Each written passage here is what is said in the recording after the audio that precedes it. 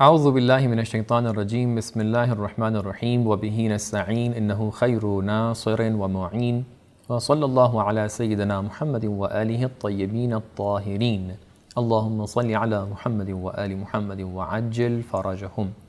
محترم ناظرین، السلام علیکم ورحمۃ اللہ وبرکاتہ۔ آپ کی خدمت میں خوش آمدید عرض کرتے ہیں۔ آج کے اس سیشن میں انشاءاللہ آپ کے سامنے قرآن مجید کے حوالے سے کچھ دوسری معلومات کو پیش کرنا ہے۔ اس جلسے میں آپ کے سامنے اہل بیت علیہم السلام کے حوالے سے اور اہل بیت علیہم السلام کی نگاہ میں قرآن کی کیا اہمیت ہے اور وہ قرآن کے بارے میں کیا تفصیلات اور کیا صفات بیان کرتے ہیں، ان کو دیکھنا ہے۔ اس سے پہلے کہ میں اپنی گفتگو کو صفات کے حوالے سے شروع کروں، تمہیداً آپ کے سامنے کچھ باتوں کو پیش کرنا چاہتا ہوں۔ آپ کو یاد ہوگا کہ میں نے گزشتہ جلسات کے اندر اس بات کی طرف اشارہ کیا تھا کہ اللہ تعالیٰ نے قرآن کو جب نازل کیا تو اسی کے ساتھ ساتھ اسی قرآن کے اندر یہ بھی ارشاد فرمایا، اعوذ باللہ من الشیطان الرجیم بسم اللہ الرحمن الرحیم، انا انزلنا الیک الذکر لتبین للناس۔ اے پیغمبر، ہم نے آپ کے اوپر ذکر نازل کیا۔ آپ کو یاد ہے قرآن کے ناموں میں سے ایک نام کیا تھا؟ ذکر۔ ہم نے آپ کے اوپر ذکر نازل کیا، یعنی ہم نے آپ کے اوپر قرآن نازل کیا تاکہ لتبین، تاکہ آپ کیا کریں؟ بیان کریں، ایکسپلین کریں، ایلیبوریٹ کریں لوگوں کو اس قرآن کے بارے میں، اس قرآن کو ایکسپلین کریں لوگوں کے سامنے۔ کیا نتیجہ نکل کے آیا؟ نتیجہ یہ نکل کے آیا کہ اللہ تعالیٰ نے جب قرآن کو نازل کرنا چاہا تو اگر اللہ تعالیٰ اس وقت سے کہ جب اللہ تعالیٰ اس قرآن کو نازل کر رہا تھا اور قیامت تک کے پیش آنے والے تمام مسائل کی تفصیلات اور ڈیٹیلز اس کتاب کے اندر بیان کرنا چاہتا تو یہ کتاب ایک جلد، ایک والیوم نہیں ہوتی، بلکہ یہ کتاب ہزاروں والیومز میں تبدیل ہو جاتی۔ آپ بتائیے، ہزاروں والیومز اگر ہمارے سامنے موجود ہوتی تو کتنی پرابلم آتی کہ ہم ان سب والیومز کو پڑھیں تاکہ ہم اپنی زندگی کو مکمل طور پہ اس کے اندر ایک نظم بخش سکیں، کیونکہ اللہ تعالیٰ نے اس قرآن کو نازل کیا تاکہ زندگی کے لیے ایک قانون بن سکے۔ لہٰذا ضرورت اس بات کی تھی کہ قرآن کے جو ہماری اس کالج اور اس یونیورسٹی کا سیلیبس ہے، اس کو ایک بہت ہی مختصر طریقے سے ایک آؤٹ لائن کے طور پہ آپ کے سامنے پیش کیا جائے، اور اس کے بعد اس کے ایکسپلینیشن کے لیے، اس کو ٹیچ کرنے کے لیے ایک نبی کو، ایک ہادی کو، ایک امام کو آپ کے سامنے بھیجا جائے۔ تو اللہ تعالیٰ نے صاف الفاظ میں اس بات کو بیان کر دیا کہ دیکھیے، ہم آپ کے سامنے ایک کتاب کو نازل کر رہے ہیں، ایک کتاب ٹیکسٹ کے طور پہ بھیج رہے ہیں، لیکن ساتھ ہی ساتھ یہ مت بھولیے گا کہ آپ کے سامنے حضرت ختمی مرتبت محمد مصطفیٰ صلی اللہ علیہ وآلہ وسلم کو بھی بھیج رہے ہیں۔ کیوں بھیج رہے ہیں؟ لِتُبَيِّنَ لِلنَّاسِ، تاکہ پیغمبر اکرم صلی اللہ علیہ وسلم کیا کریں؟ آپ کے سامنے قرآن کو ایکسپلین کریں، ایلیبوریٹ کریں۔ اوکے، تو اب ہمارے پاس ایک قرآن ہے اور پیغمبر اکرم ہے۔ پیغمبر اکرم کی ایک اہم ذمہ داری کیا ہے کہ وہ قرآن کو لوگوں کے لیے ایکسپلین کریں۔ لیکن پرابلم یہ آ جاتی ہے کہ جب اس طرف سے آنے والے پیغمبر اپنے ساتھ ایک مقصد لے کر آتے ہیں، لیکن جو سامنے سننے والے لوگ ہیں، جو آڈینس ہے، وہ آ کر ایک مشکل کریٹ کر دیتی ہے۔ یہ بالکل اس طریقے سے ہے، فرض کیجئے کہ ایک کالج میں، کیونکہ ہم لوگوں نے ایک کالج کی مثال دی ہے، انشاءاللہ ہم آخر تک کے اس کالج کی مثال کو باقی رکھتے ہوئے چیزوں کو ایکسپلین کریں گے۔ فرض کیجئے کالج کے اندر ایک کلاس ہونے والا ہے، ٹیچر سیلیبس کے ساتھ، اپنے ٹیکسٹ کے ساتھ جو نصاب ہے اس کو لے کر آیا ہوا ہے، اور ٹیچر اب اپنے درس کو پڑھانا چاہ رہا ہے، لیکن پرابلم کیا آ جائے گی؟ ایک دم سے فرض کیجئے وہاں پر کوئی اسٹوڈنٹ اٹھ کر شور شرابہ کرنے لگتا ہے، یا دو اسٹوڈنٹس آپس میں جھگڑ بیٹھتے ہیں، یا ایک اسٹوڈنٹ اٹھتا ہے کہتا ہے کہ یہ ٹیچر کسی کام کے نہیں ہیں اور ان ٹیچر کو باہر کر دینا چاہیے، یا ایک اسٹوڈنٹ اٹھتا ہے اور وہ کسی اور پرابلم کو کریٹ کر دیتا ہے، یا نہیں، اسٹوڈنٹس کو سمجھ ہی میں نہیں آ رہا ہے کہ کس بارے میں گفتگو ہو رہی ہے۔ ان کو سمجھانے کے لیے پہلے کچھ تمہیدی گفتگو کرنا ضروری ہے۔ تو کیا ہوگا؟ ٹیچر کے پاس درس تیار ہے، ٹیچر 1 گھنٹے کے اندر پوری باتوں کو بیان کر سکتا ہے، لیکن کیونکہ اسٹوڈنٹس آ کر یہاں پر پرابلم کریٹ کر رہے ہیں، لہٰذا ٹیچر اپنی بات کو بیان نہیں کر پا رہا ہے اور دوسرے اسٹوڈنٹس جو ہیں ان تک کے علم نہیں پہنچ پا رہا ہے۔ فرض کیجئے میں آپ کے سامنے ان باتوں کو بیان کر رہا ہوں اور یہ کلپ آپ دیکھ رہے ہیں، ایک دم سے آپ کا انٹرنیٹ کریش ہو جائے، بند ہو جائے، کیا ہوگا؟ میں درس تو بیان کر چکا ہوں، میں نے درس تو پورا بیان کر دیا ہے، لیکن آپ اس کو سن نہیں پائیں گے کیونکہ آپ کا انٹرنیٹ فوراً خدا نخواستہ کیا ہو جائے گا؟ بند ہو جائے گا۔ فرض کیجئے میں جب اس درس کو بیان کر رہا تھا اس وقت ایک دم سے کیمرہ خراب ہو جاتا، تو میں تو درس تیار کر کے آیا تھا، میں نے اس درس کے لیے کئی گھنٹہ اس درس کے اوپر سوچا تھا، اس کو پریپیئر کیا تھا، اس کو ایسے پریپیئر کیا تھا کہ آپ بآسانی اس کو سمجھ سکیں۔ آپ یہ نہ سمجھیے گا کہ میں بغیر پریپیئر کر کے آپ کے سامنے بیٹھا ہوں، نہیں، میں نے اس درس کو پریپیئر کیا تھا۔ اب جب میں پریپیئر کر کے آپ کے سامنے بیان کر رہا تھا تو ایک دم سے کوئی مشکل پیش آ گئی، لائٹ چلی گئی فرض کیجئے، یا کیمرہ خراب ہو گیا، یا انٹرنیٹ خراب ہو گیا، اس کی وجہ سے جو درس تیار تھا وہ آپ تک کے نہیں پہنچ پایا۔ بالکل ایسا ہی پیغمبر صلی اللہ علیہ وآلہ وسلم کے زمانے میں ہو گیا۔ پیغمبر اکرم کتاب آپ کے سامنے موجود تھی، ہو سکتا تھا کہ وہ 23 سال کی عمر جو تھی وہ بھی اس کتاب کو ایکسپلین کرنے کے لیے کافی ہوتی، حالانکہ اس کے اندر بھی ایک پوائنٹ ہے انشاءاللہ میں بیان کروں گا، لیکن پرابلم کیا ہو گئی؟ کچھ دشمنوں نے حملے کر دیے، کچھ لوگوں نے باتیں ایکسیپٹ نہیں کی، پیغمبر کو مکے سے جانے کے لیے کہہ دیا، پیغمبر ہجرت پر مجبور ہو گئے، پیغمبر کی متعدد جنگیں ہوئیں، 70 کے قریب جنگیں آپ کی ہوئیں جس کے اندر اکثر میں آپ شریک تھے، وہاں پہ بہت سے وقت گئے۔ جو اصحاب آپ کے تھے وہ متعدد مقامات پہ متعدد کانسپریسیز کے اندر جو ہیں مصروف رہے۔ کبھی یہ ہو گیا کہ جو لوگ ہجرت کر کے آئے ہیں اور جو لوگ پہلے سے مدینہ کے اندر رہتے ہیں ان کے درمیان سٹینڈرڈز کے ڈفرینس آ گئے، کبھی یہ ہوا کہ اصحاب کے درمیان کسی سے کوئی غلطی ہو گئی، کبھی کچھ اصحاب ایسے تھے، قرآن کیا کہتا ہے کہ وَمِمَّنْ حَوْلَكُم مِّنَ الْأَعْرَابِ مُنَافِقُونَ، اے پیغمبر یہی لوگ جو آپ کے سامنے آپ کے آس پاس بیٹھے ہوئے ہیں ان کے درمیان منافق بھی موجود ہیں۔ منافق ان لوگ کو کہا جاتا ہے کہ جو ظاہری طور پہ کہہ رہے ہیں کہ میں مسلمان ہوں لیکن باطنی طور پہ مسلمان نہیں ہیں۔ آپ نے قرآن کی تلاوت جب کی ہوگی ان ایام میں تو آپ نے دیکھا ہوگا کہ سورہ بقرہ کی شروع میں کون سی آیتیں ہیں کہ جہاں پر اللہ تعالیٰ ان منافقوں کی زبان سے بتا رہا ہے کہ جب وہ لوگ آتے ہیں مومنوں سے ملنے کے لیے وہ کہتے ہیں کہ ہم تو آپ کے ساتھ ہیں، ہم تو آپ ہی میں سے ہیں، ہم تو آپ کے گروپ میں ہیں، لیکن جیسے ہی آپ کے گروپ سے وہ الگ جاتے ہیں، جیسے ہی آپ کے پاس سے جاتے ہیں اور وہ اپنے دوسرے لوگوں کے ساتھ ملتے ہیں وہ کہتے ہیں نہیں ہم تو ان لوگوں کا مذاق اڑا رہے تھے، ہم تو آپ لوگوں کے ساتھ ہیں۔ تو لہٰذا منافقوں کی صفت کیا ہوتی ہے؟ وہ سامنے بیٹھ کر یہ کہتے ہیں کہ ہم تو آپ کے ساتھ ہیں، ہم آپ کا سپورٹ کرتے ہیں، ہم آپ کے ساتھ ہیں، آپ بہت اچھے ہیں، لیکن جیسے ہی آپ کے سامنے سے ہٹتے ہیں آپ کی برائی کرنا شروع کر دیتے ہیں۔ پیغمبر کے آس پاس میں اللہ تعالیٰ خود گواہی دے رہا ہے کہ اے پیغمبر آپ کے پاس جو لوگ بیٹھے ہیں اس میں بہت سے لوگ منافق ہیں۔ اللہ تعالیٰ نے سورہ منافقون نازل کیا ہے اور سورہ منافقون میں ارشاد فرماتا ہے کہ وہ لوگ آ کر آپ سے یہی کہیں گے کہ آپ رسول اللہ ہیں، لیکن اللہ تعالیٰ گواہی دے رہا ہے کہ ان المنافقین لکاذبون، کہ یہی لوگ کہ جو آ کر آپ سے یہ کہیں گے کہ آپ رسول اللہ ہیں وہ جھوٹ بول رہے ہیں۔ بریکٹ میں اس بات کو بیان کر دوں، بہت ہی لطف اندوز بات ہے، آپ کو سن کے بہت ہی اچھا لگے گا کہ وہ لوگ پیغمبر کے پاس آ کر کہہ رہے ہیں کہ آپ رسول اللہ ہیں۔ پیغمبر رسول اللہ ہیں یا نہیں ہیں؟ آپ بتائیے۔ جی پیغمبر رسول اللہ ہیں۔ اب جب پیغمبر رسول اللہ ہیں اور کوئی آ کر ان سے کہہ رہا ہے کہ آپ رسول اللہ ہیں تو قرآن اس کو جھوٹا کیوں کہہ رہا ہے؟ ان المنافقین لکاذبون، کہ یہی منافق جو آ کر آپ سے کہہ رہے ہیں کہ آپ رسول اللہ ہیں وہ جھوٹے ہیں۔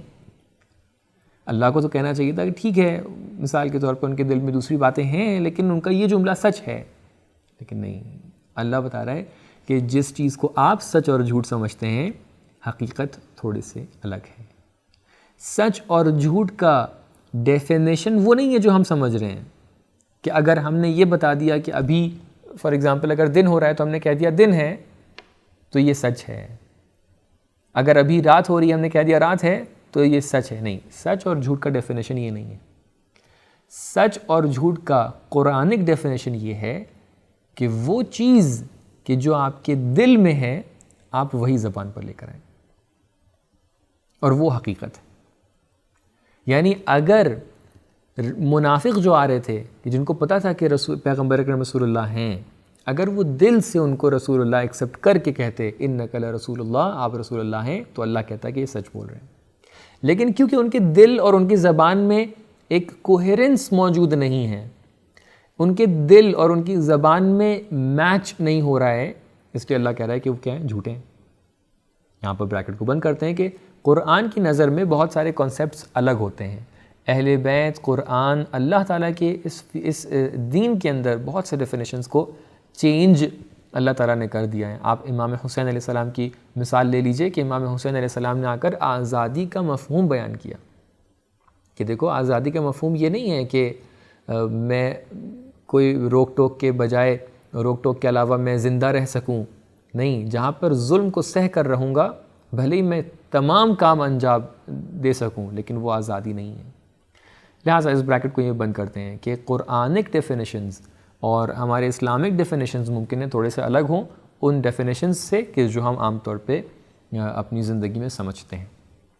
تو نتیجہ کیا نکل کے آیا کہ اللہ تعالیٰ بار بار کہہ رہا ہے کہ آپ کے آس پاس منافق لوگ ہیں۔ منافق لوگ وہ ہیں کہ جب وہ آیات کو سنتے تھے، جب وہ قرآن کو سنتے تھے، تو وہ اس کوشش میں رہتے تھے کہ کسی طریقے سے یہ کانسیپٹ اور یہ مطلب اور یہ ٹیچنگز لوگوں تک کے نہ پہنچیں۔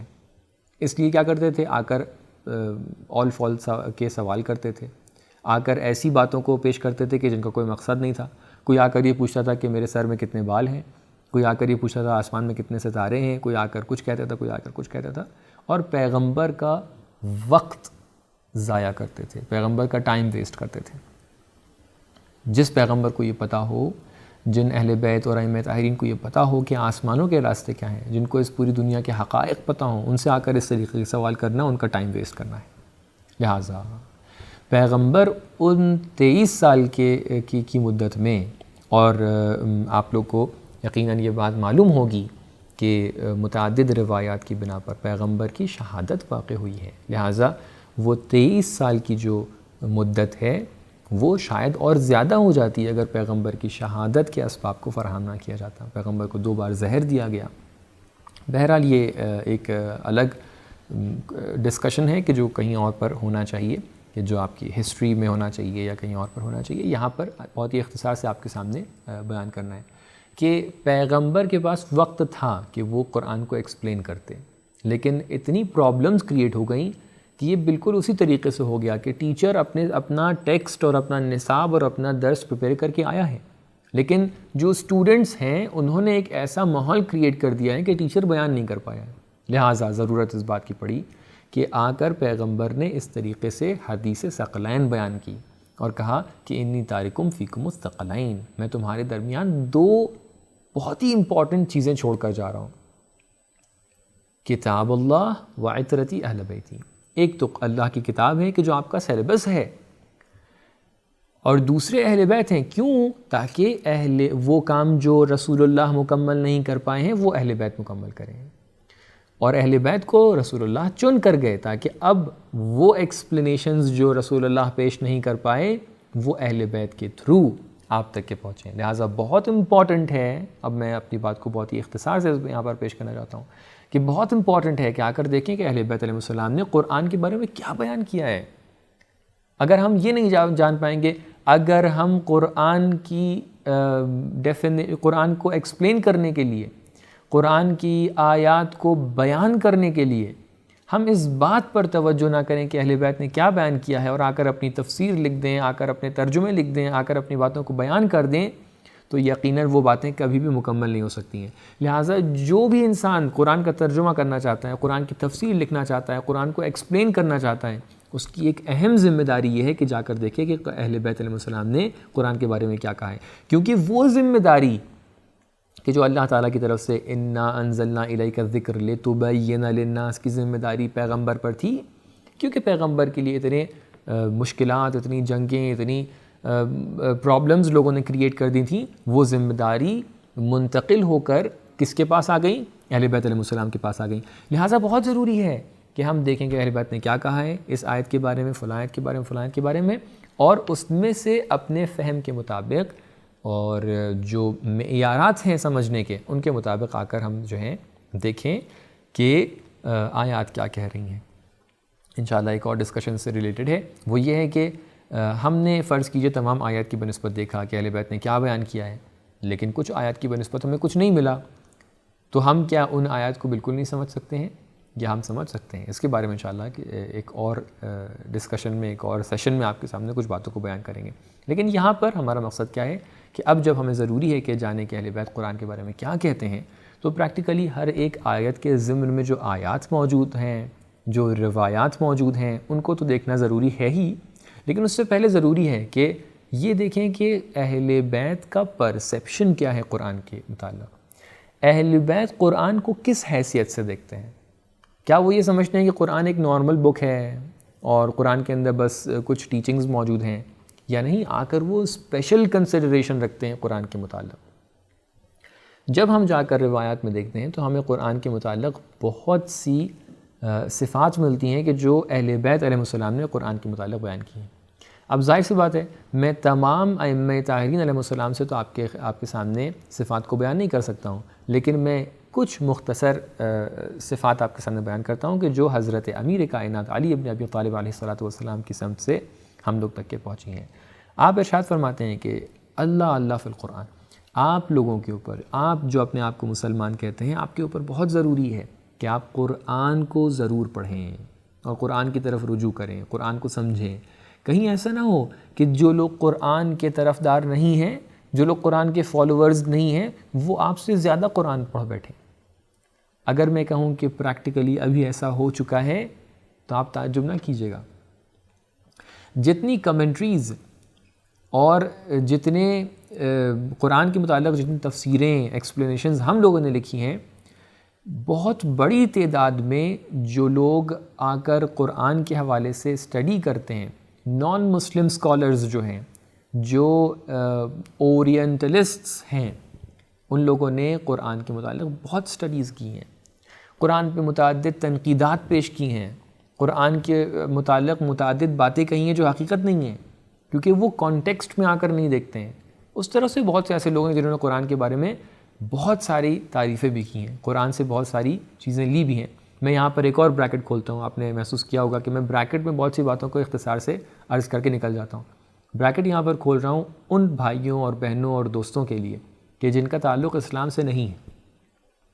میں ان سے یہ گزارش کروں گا کہ قرآن کو اگر وہ ظاہر سی بات ہے اگر وہ مسلمان نہیں ہیں، وہ کسی اور ریلیجن کو فالو کرتے ہیں، کسی اور دھرم کو، کسی اور دین کو فالو کرتے ہیں، تو ظاہر سی بات ہے وہ قرآن کو فی الوقت اپنا ٹیکسٹ نہیں مان رہے ہیں۔ تو میں ان کو یہ سجیسٹ کروں گا کہ آپ قرآن کو سوچئے کسی عام شخص نے لکھا ہے۔ جیسے آپ جاتے ہیں اسٹیشنز کے اوپر، آپ دیکھتے ہیں کہ وہاں پر بک سٹال ہوتا ہے، آپ ایئرپورٹس پہ جاتے ہیں دیکھتے ہیں بک سٹال ہوتا ہے، آپ اس میں سے دیکھتے ہیں کہ دنیا بھر کے لوگوں کی جو بکس لکھی ہوئی ہیں وہاں پر موجود ہوتی ہیں۔ بہت سے ٹائم پہ آپ دیکھتے ہیں کہ جو بھی کتاب ہے اس کے جو آتھر ہے اس کو آپ نہیں جانتے ہیں، لیکن آپ جب بک اٹھا کر پڑھتے ہیں تو آپ کو بہت ہی اچھا لگتا ہے۔ تو میں ان کو سجیسٹ کروں گا کہ آپ قرآن کو اس حیثیت سے، اس نگاہ سے بھی ایک مرتبہ پڑھیے کہ آپ یہ سوچیے کہ فرض کیجئے اس کا آتھر ہمیں نہیں پتہ ہے کون ہے، اس کو لکھنے والا کون ہے ہمیں نہیں پتہ ہے، لیکن آپ ایک مرتبہ آ کر پڑھیے، دیکھیے قرآن کے اندر کیا لکھا ہوا ہے، اور پورے قرآن کو شروع سے لے کے آخر تک کے پڑھیے۔ ایسا نہ ہو کہ آپ جا کر کچھ خاص آیتوں کو اٹھا لیں، کچھ خاص آیتیں 24-26 آیتوں کو اٹھا لیں اور کہیں کہ آ کر ان سے دیکھتے ہیں کہ اسلام کیا ہے، قرآن کیا ہے۔ نہیں، اس پورے کانٹیکسٹ کو سمجھنے کی کوشش کیجیے اور اس بات کو ذہن میں رکھ کے قرآن کو پڑھیے کہ یہ قرآن اس وقت نازل ہو رہا ہے اور گریجولی نازل ہو رہا ہے کہ جس وقت پیغمبر صبح شام جنگوں میں مصروف ہیں، جو لوگ ان کے اوپر حملہ کر رہے ہیں ان سے ڈیفنس کر رہے ہیں، اور متعدد ان کے دشمن ہیں وغیرہ وغیرہ۔ ایسی سچویشن میں جب آیات نازل ہو رہی ہیں اور اللہ تعالیٰ پیغمبر سے بات کر رہا ہے، اور کہیں پر پرٹیکولرلی اگر ایک خاص اوکیزن ہے جہاں پر پیغمبر جنگ کے اندر ابھی مصروف ہیں، کیا اس ٹائم کے اوپر اگر پیغمبر کے اوپر اور مسلمانوں کے اوپر کوئی حملہ کر رہا ہے تو ایسے ٹائم کے اوپر اللہ تعالیٰ ان سے یہ کہے کہ تم اپنے ہاتھ پیروں کو باندھ کر گھر پہ بیٹھے رہو تاکہ دشمن تمہارے اوپر حملہ کریں اور وہ تمہارا صفایا کر دیں، یا نہیں؟ ہر عاقل انسان اس بات کو سمجھ سکتا ہے کہ ایسی سچویشن میں انسان سے کیا کہا جاتا ہے کہ اگر تم اپنا ڈیفنس نہیں کرنا چاہتے ہو، اگر یہاں پہ کوئی مرد سن رہا ہے میری بات کو تو وہ بتائیں، اگر اس کے گھر والوں پر، اس کی بیوی پہ، اس کے بچوں پہ، اس کی ماں بہن کے اوپر کوئی حملہ کر رہا ہے تو کیا وہ ہاتھ باندھ کر بیٹھے گا یا اپنا ڈیفینس کرے گا؟ اگر کوئی ماں میری بات سن رہی ہے، اگر اس کے بچے کے اوپر کسی نے حملہ کیا ہے تو کیا وہ ڈیفینس کرے گی یا ہاتھ باندھ کر بیٹھ جائے گی؟ اگر کوئی بیٹی اور بیٹے میری باتوں کو سن رہے ہیں، اگر آپ کے والدین کے اوپر کوئی حملہ کر رہا ہے تو آپ کیا کریں گے؟ ڈیفینس کریں گے یا چپ چاپ بیٹھ جائیں گے؟ تو لہٰذا اگر آپ دیکھیں کسی بھی کتاب میں، کسی بھی ریلیجن کی کسی بھی کتاب کو اٹھا کر اگر آپ دیکھیں اور out of the context directly جا کر کسی گفتگو اور کسی کانورسیشن کے بیچ میں کسی ایک سیگمنٹ کو اٹھا لیں گے تو آپ سمجھ نہیں پائیں گے کس بارے میں بات ہو رہی ہے، لہٰذا اس کا غلط معنی نکلے گا۔ لیکن جب انسان ایک اچھی خاصی اس کتاب کو پڑھ لیتا ہے، اس کو سمجھ میں آتا ہے کس بارے میں گفتگو ہے، کس بارے میں گفتگو نہیں ہو رہی ہے۔ اگر مجھے کسی سے دشمنی ہے، کسی سے جھگڑا کرنا ہے، کسی کو مارنا ہے، تو میں آ کر اس طریقے سے اپنی گفتگو کو شروع کروں گا کہ دیکھو تم جس سے بات کر رہے ہو اس کے پاس بہت پاور ہے، میں تمہیں مارنے کے لیے آ رہا ہوں۔ لیکن یہ قرآن نے اپنے آپ کو کہاں سے شروع کیا ہے؟ بسم اللہ الرحمن الرحیم۔ قرآن اپنے پہلے جملے میں کہہ رہا ہے کہ اللہ تعالیٰ وہ رحم کرنے والا ہے کہ جس کا رحم سب لوگوں کے لیے ہے، اس کے اندر کوئی ریلیجن کی قید نہیں ہے۔ رحمان کے اندر کوئی ریلیجن کی قید نہیں ہے، سب کے لیے ہے، چاہے وہ مسلمان ہو، غیر مسلمان ہو، چھوٹا ہو، بڑا ہو، جوان ہو، بوڑھا ہو، سب کے لیے اس کی رحمت ہے۔ وہ مسیحی ہو، یہودی ہو، ہندو ہو، کرسچن ہو، جین ہو، سکھ ہو، سب کے لیے اللہ تعالیٰ کی رحمت ہے۔ اور وہ رحیم بھی ہے، جو لوگ خاص محنت کر کے لوگوں کی مدد کرتے ہیں، اچھے اعمال انجام دیتے ہیں، اچھے ڈیڈز انجام دیتے ہیں، ان کے لیے بھی رحمت ہے۔ جو اپنی شروعات رحمت سے کر رہا ہے، جو اپنی شروعات مرسی سے کر رہا ہے، جو اپنی شروعات لوگوں کے ساتھ دیالو ہونے کے عنوان سے کر رہا ہے، وہ کیسے آ کر لڑائی کا حکم دے سکتا ہے جہاں پر لڑائی کا کوئی معنی نہیں بنتا ہے؟ لیکن جہاں پر معنی بن رہا ہے وہاں پر ہر عاقل انسان یہ کہتا ہے کہ اپنے آپ سے اپنا ڈیفنس کریے، اپنے گھر والوں کی طرف سے ڈیفنس کریے، اپنی عزت و آبرو کا ڈیفنس کریے۔ تو بہرحال اگر جو نان مسلم بھائی بہن میرے سن رہے ہیں میری باتوں کو، میں ان سے یہ کہنا چاہتا ہوں کہ آ کر قرآن کو ایک مرتبہ پڑھیے، اور ایک دو آیتوں کو نہ پڑھیے، ایک اچھی خاصی آیتوں کو پڑھ کے ایسے سمجھیے کہ جب آپ کو محسوس ہونے لگے کہ ہاں میں نے سمجھا ہے کہ قرآن جو بھی اس کا لکھنے والا ہے وہ کس طریقے کی گفتگو کرنا چاہ رہا ہے، تب آپ کو سمجھ میں آئے گا کہ جو باتیں کہی جا رہی ہیں اگر ان کو بیچ میں سے اٹھا لیا جائے تو وہ ہمیں سمجھ میں نہیں آئیں گی کیا بولنا چاہ رہی ہیں، بلکہ وہ باتیں سمجھ میں آئیں گی مکمل طور پہ جب ان کے پہلے اور ان کے بعد والی باتوں کو بھی ہم نے سمجھا ہو۔ لہٰذا اب ہمیں آ کر یہ دیکھنا پڑے گا کہ اہل بیت علیہ السلام نے کیا کہا ہے۔ خاص طور سے حضرت امیر کائنات علی ابن ابی طالب علیہ السلام فرماتے ہیں کہ ایسا نہ ہو کہ دوسرے لوگ کے جو قرآن کو نہیں مانتے ہیں وہ قرآن پہ تم سے زیادہ عمل کرنے لگیں، تم سے زیادہ اس کے بارے میں جاننے لگیں، اور ہم قرآن کے بارے میں کچھ بھی نہ جان پائیں۔ آ کر آپ کے سامنے نہج البلاغہ میں سے کچھ ایسی صفات کو بیان کرتے ہیں کہ جو مولا امیر قرآن کے بارے میں بیان فرماتے ہیں۔ سب سے پہلی صفت جو مولا امیر بیان فرماتے ہیں، آپ خطبہ نمبر 176 میں بیان فرماتے ہیں کہ قرآن ایک اچھا اور خیر خواہ نصیحت کرنے والا ہے۔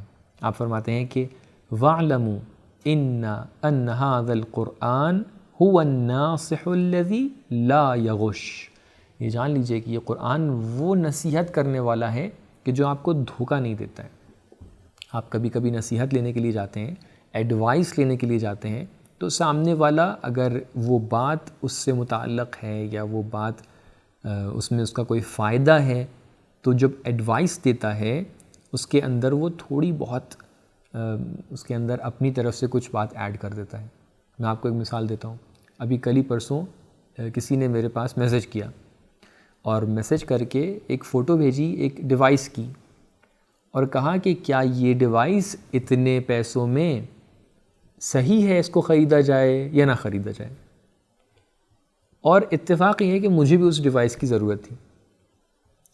تو جو پہلے میں میسج کا جواب دینے کے لیے آیا تو میں نے یہ لکھا کہ ہاں یہ ڈیوائس جو ہے کسی فائدے کی نہیں ہے، لیکن اگر تم مجھے دے دو تو میں اس کو یوز کرنا جانتا ہوں۔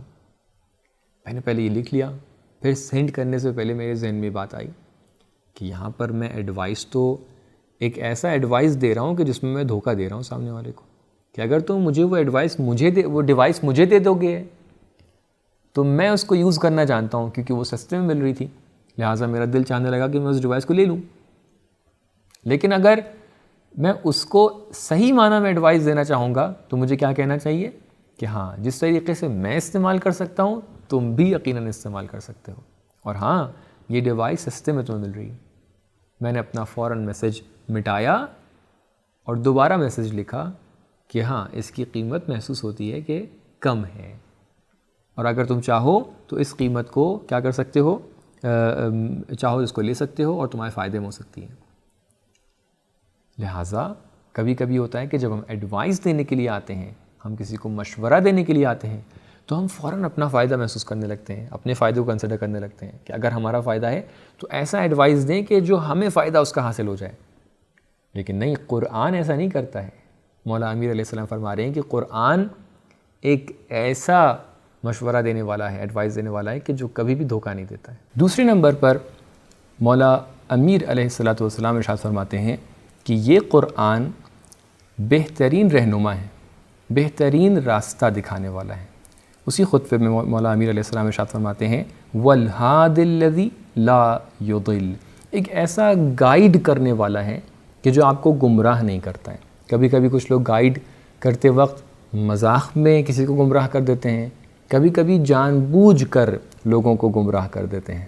آپ نے دیکھا ہوگا، آپ کسی سے پوچھیں کہ بھئی فلاں راستہ کس طرف ہے، اس کو پتہ بھی نہیں ہوتا ہے، وہ مذاق میں یا بھولے سے وہ غلط راستہ بیان کر دیتا ہے تاکہ میری جان چھوٹ جائے۔ کبھی کبھی یہ ہوتا ہے کہ نہیں، جان بوجھ کر وہ یہ چاہتا ہے کہ سامنے والا اپنے مقصد تک کہ نہ پہنچے اور اس کو گمراہ کر دیتا ہے۔ لیکن قرآن ان چیزوں کو نہیں جانتا ہے کہ کسی کو گمراہ کر دیا جائے، کسی کو غلط راستے پہ بھیج دیا جائے۔ نہیں، قرآن کے سامنے جب آپ چیز کو رکھیں گے، کسی چیز کو رکھیں گے، آپ کو سمجھنا ہے کہ کون سا راستہ صحیح ہے، تو قرآن آپ کو اس راستے کی طرف بھیجے گا اور وہ راستہ آپ کے سامنے بیان کرے گا کہ جو ہمیشہ آپ کو مقصد تک کے لے کے جائے گا۔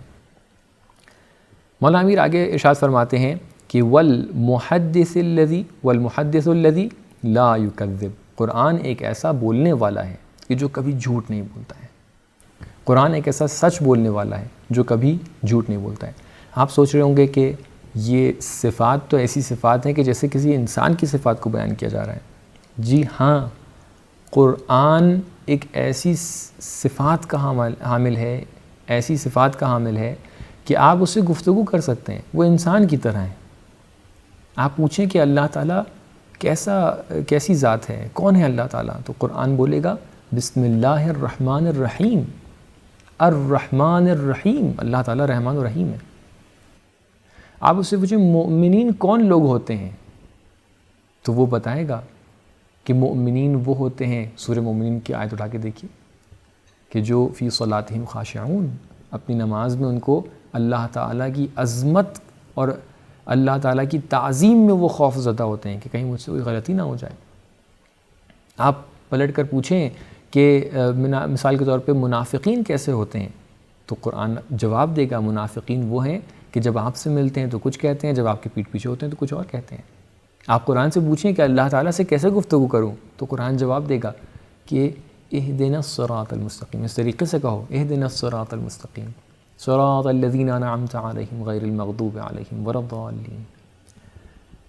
تو قرآن آپ سے گفتگو کرتا ہے، قرآن آپ سے بات کرتا ہے، ضرورت اس بات کی ہے کہ آپ بھی تو بات شروع کریں۔ گفتگو ہمیشہ دو لوگوں کے درمیان ہوتی ہے، قرآن آپ سے ہر وقت بات کر رہا ہے۔ مولا امیر ارشاد فرما رہے ہیں کہ قرآن آپ سے محدث ہے، وہ بات کر رہا ہے آپ سے، جھوٹ نہیں بولتا ہے آپ سے کبھی بھی۔ ضرورت اس بات کی کہ آپ بھی تو قرآن کی سمت آ کر بات کریں۔ مولا بیان فرما رہے ہیں کہ قرآن ایک ایسی پشت و پناہ ہے کہ جو ہمیشہ آپ کو اطمینان اور سکون دیتا ہے۔ ایسا نہیں ہے کہ قرآن جب آپ قرآن کی طرف آئیں تو وہ آپ کو اور پریشان کر دے۔ الا بذکر اللہ تطمئن القلوب، یہ اللہ تعالیٰ کا ذکر ہے، یہ قرآن ہے، یہ آپ کو سکون بخشے گا، آپ کو اطمینان بخشے گا۔ آگے آپ ارشاد فرماتے ہیں کہ قرآن شفا بخشنے والا ہے۔ قرآن کی ایک صفت کیا تھی؟ شفاء الصدور ہے۔ ہر انسان کی کچھ بیماریاں ہوتی ہیں، کبھی اس کو سر میں درد ہو جاتا ہے، کبھی اس کے پیر میں درد ہو جاتا ہے، کبھی اس کو فیور ہو جاتا ہے، کبھی اس کے کینسر ہو جاتا ہے۔ اللہ تعالیٰ ہم اور آپ کو تمام تر بیماریوں سے دور رکھے، لیکن جب ہمارے لیے کوئی بیماری پیش آتی ہے تو ہم فوراً دوڑتے ہوئے ڈاکٹر کے پاس جاتے ہیں اور ڈاکٹر ہمیں دوا دیتا ہے، ہم جا کر دوا فارمیسی سے لیتے ہیں، دوا کو کھاتے ہیں کس عنوان سے کہ یہ دوا ہمارے لیے شفا کا باعث بن رہا ہے۔ بالکل اسی طریقے سے انسان صرف جسم کا مجموعہ نہیں ہے، کبھی کبھی انسان کی روح کے اندر کچھ پرابلمز آتی ہیں، مشکلات آتی ہیں اور بیماریاں آتی ہیں۔ اس کی واضح مثال ہے آج کل جو ڈاکٹر سائیکالوجی وغیرہ کے حوالے سے ڈاکٹرز ہوتے ہیں، جو آپ کو بیٹھ کر آپ کے ذہن اور آپ کی روح کی مشکلات کو دیکھتے ہیں اور اس کے لیے حل بیان کرتے ہیں کہ کیسے آپ ان مشکلات کو سولو کر سکتے ہیں، یہ کہاں سے وجود میں آ گئے؟ اگر ایسے نام کی اگر کوئی روح کی مشکلات نہیں ہوتی ہیں تو یہ لوگ کیا کر رہے ہیں بیٹھ کر؟ ہزاروں کی تعداد میں لوگ آج ان کے پاس جا رہے ہیں۔ ضروری نہیں کہ انسان پاگل ہو جائے تبھی ایسے ڈاکٹر کے پاس جائے، نہیں، بلکہ بہت سے لوگ ڈپریشن کے اندر ہوتے ہیں، بہت سے لوگ اسٹریسڈ ہوتے ہیں، وہ لوگ ان کے پاس جاتے ہیں، اپنی پرابلمس کو بیان کرتے ہیں، وہ لوگ سولو کرتے ہیں۔ اس کا مطلب یہ کہ انسان کی روح کے اندر بھی پرابلمز آ سکتی ہیں، اور اللہ تعالیٰ کہہ رہا ہے کہ دیکھو یہ قرآن ایک ایسی کتاب ہے کہ جو انسان کے لیے شفا ہے۔ تو مولا امیر علیہ السلام فرماتے ہیں کہ فاستشفعوہ، اس سے شفا حاصل کرو، طلب شفا کرو۔ آگے مولا امیر علیہ السلام ارشاد فرماتے ہیں کہ یہ قرآن علم اور دانش کا سرچشمہ ہے، کہ یہ قرآن اگر تم چاہو تو اس میں سے متعدد علم نکال سکتے ہو۔ نہ جانے کتنے لوگوں نے اسی قرآن کے اندر سے، اسی قرآن کے اندر جو آیات موجود ہیں اور ان روایات کی مدد سے مکمل طور پہ علم نکالے ہیں۔ جدید کیٹیگرائزیشن کے مطابق اسلامک ٹیچنگز کو سسٹمز کے اندر کیٹیگرائز کیا گیا ہے، کہیں پر بیلیف سسٹم ہے، کہیں پر لیگل سسٹم ہے، کہیں پر پولیٹیکل سسٹم ہے، کہیں پر اکنامک سسٹم ہے، کہیں پر مینجمنٹ سسٹم ہے۔ یہ تمام کے تمام سسٹمز کہاں سے لیے گئے ہیں؟ قرآن کے اندر سے لیے گئے ہیں۔ اس کے اندر علم موجود ہے، علم کا سرچشمہ موجود ہے۔ اور اگر آپ علمی باتوں کے بارے میں گفتگو کریں تو الحمدللہ قرآن کے اندر ایسی ایسی باتیں موجود ہیں کہ جن تک کے سائنٹسٹ ہزاروں سال سے کام کر رہے ہیں اور صدیاں گزرنے کے بعد سائنٹسٹ اس چیز تک کے پہنچے ہیں، لیکن قرآن کے اندر اس کے اندر پہلے سے اس بات کی طرف اشارہ تھا، اور اس کے اوپر انشاءاللہ آئندہ لیولز کے اندر بھی اشارے موجود ہیں، ہم لوگوں نے اشارے کیے ہیں۔ آگے بیان فرماتے ہیں مولا امیر علیہ السلام کہ قرآن سب سے بڑی دولت ہے۔ اگر آپ سمجھ رہے ہیں کہ آپ کے پاس پیسے ہیں تو وہ دولت ہے، سونا چاندی ہے وہ دولت ہے، نہیں، جان لیجئے کہ یہ قرآن آپ کے لیے دولت ہے۔ اس دولت سے آپ کو اس کو طاقچے پہ رکھ کے استعمال نہیں کرنا ہے۔ آپ پیسوں کو طاقچوں پہ نہیں رکھتے ہیں، آپ سونے چاندی کو جو آپ کے یوز میں آ سکتے ہیں طاقچوں پہ نہیں رکھتے ہیں۔ اس دولت کا استعمال کیجئے، اپنی زندگی میں اس کو استعمال کیجئے، آ کر دیکھیے قرآن کے اندر کس طریقے سے، کس بارے میں کیا بات بیان کی گئی ہے۔ یہ دلوں کو نشاط بخشتا ہے، دلوں کو زندہ کرتا ہے۔ فیہ ربیع القلوب، اس قرآن کے اندر دلوں کے لیے زندگی موجود ہے، دلوں کی بہار موجود ہے۔ کیسے بہار آتے ہی درخت سبز ہو جاتے ہیں، ویسے ہی قرآن پڑھتے ہی دل سبز ہو جاتے ہیں۔ اس کے اندر شفاعت موجود ہے، جس طریقے سے اہل بیت علیہ السلام آپ کی شفاعت فرمائیں گے انشاءاللہ تعالی روز قیامت، بالکل اسی طریقے سے یہ قرآن بھی آپ کی شفاعت فرمائے گا۔ اور ایک لافانی کتاب ہے، یہ کبھی بھی کتاب ختم نہیں ہوگی انشاءاللہ تعالی۔ آپ اگر اس قرآن کا سہارا لیں، یقیناً اس قرآن کے ہمراہ اہل بیت کا سہارا موجود ہے۔ جس نے صحیح معنی میں قرآن کی ہمراہی کو اختیار کیا ہے، یقیناً اس کے ساتھ اہل بیت کا سہارا بھی موجود ہے۔ اور اگر اہل بیت اور قرآن کا سہارا آپ کے ساتھ موجود ہو گیا تو پھر آپ جو ہیں زندگی میں بھی کامیاب ہیں اور آخرت میں بھی آپ کو کامیابیاں نصیب ہوں گی انشاءاللہ تعالی۔ اور یہ ایک بہت ہی جامع اور کمپریہنسو کتاب ہے کہ یقیناً اس کتاب کے اندر متعدد لا رطب ولا یابس الا فی کتاب مبین، اس کتاب کے اندر ہر خشک اور تر چیز کے بارے میں علم موجود ہے، باتیں موجود ہیں۔ ضرورت اس چیز کی ہے کہ جو لوگ قرآن کو جانتے ہیں ان سے جا کر پوچھیں کہ قرآن میں سے ہر چیز کے بارے میں علم کیسے نکالا جائے۔ مولا امیر متعدد خطبات کے اندر خطبہ نمبر 110، 183، 183، 169، 157، 158، 133، 176 اور 198 نمبر خطبات کے اندر قرآن کے متعلق متعدد باتوں کو بیان کرتے ہیں۔ دیگر ائمہ حضرات نے بھی قرآن کے متعلق متعدد احادیث کو بیان کیا ہے۔ آپ اصول کافی میں قرآن کے حوالے سے جو کتابیں موجود ہیں، چیپٹرز موجود ہیں، سیکشنز موجود ہیں، ان کی طرف رجوع کر سکتے ہیں اور قرآن کے بارے میں مزید علم حاصل کر سکتے ہیں۔ انہی روایات اور انہی خطبات، انہی احادیث کے مجموعے سے متعدد لوگوں نے قرآن کے حوالے سے کتابوں کو لکھا ہے۔ آپ ان کتابوں کی طرف بھی جا سکتے ہیں۔ آج کل کے زمانے میں الحمدللہ ایک مختصر سی سرچ کر کے آپ قرآن کے بارے میں بہت کچھ جان سکتے ہیں۔ امید ہے کہ آپ اس کتاب سے بنحو احسن بہترین طریقے سے استفادہ کریں گے، اپنی زندگی میں اس کو یوٹیلائز کریں گے، اور قرآن کی اتنی صفات جو ہیں وہ آپ کو شفا دے سکتا ہے، وہ آپ کی ہدایت کر سکتا ہے، وہ آپ کے لیے سچ بولے گا۔ ان سب سے ہم پریکٹیکلی استفادہ کریں، ان کو استعمال کریں انشاءاللہ تعالی۔ اللہ ہمیں توفیق دے کہ ہم مکمل طور پہ قرآن سے فائدہ حاصل کر سکیں جس طریقے سے فائدہ حاصل کرنے کا حق ہے انشاءاللہ تعالی۔ آج کی گفتگو کو یہیں تک کے رکھتے ہیں، انشاءاللہ آئندہ آنے والے جلسات کے اندر آپ کے سامنے مزید گفتگو پیش کریں گے۔ والسلام علیکم ورحمۃ اللہ وبرکاتہ۔